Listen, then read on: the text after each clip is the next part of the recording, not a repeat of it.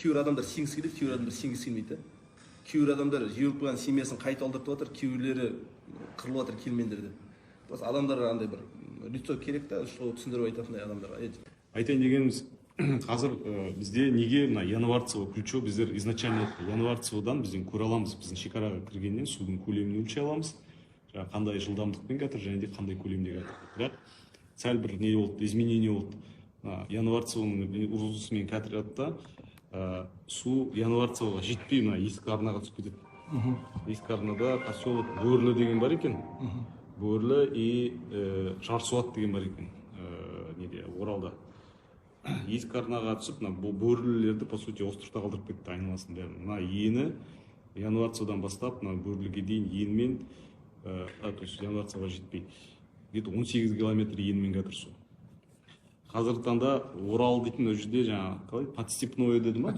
Подстепное, ол мына жағында, мысалы жайық, Оралдың мына жақ жебегінде болса, подстепный жайықтың мына жағында. Су кетті, жайық руслысымен кетті, и подстепныйды айналып келіп қазір оны да остров қылып, үстінен жан жақта екі жақтан да қысып жатыр. Су мына жақтан да, мына жақтан да қысып жатыр. Кетіп жатқан датчылар осылар. Плюс оларға еще чакан келіп құйып жатыр әлі де. Поэтому мына Самал деген жоғарыда орналасқан микрорайондарды да кеше эвакуация етіп бар. Так, енді бізде мына жерде Индір бар, мына жерде Махамбет бар.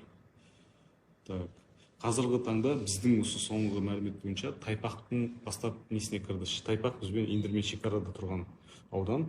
Оның шекарасына кірді, осы бүгін Индірдің әкімі айтты, әріптесімен сөйлестім деп.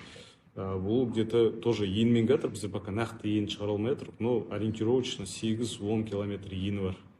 Жайылып жатыр. Енді ондай тереңде емес, жайылма су бірақ.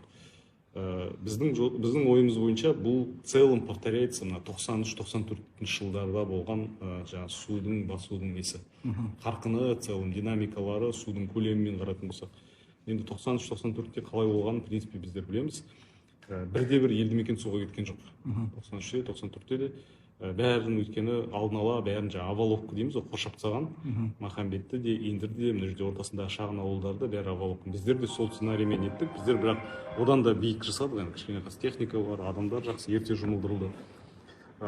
Қазір Махамбеттен түсіп кетеді. Мына жерде, в принципе, жайылу несі ені үлкен болмайды, негізінен қарт жайықтар толтырады.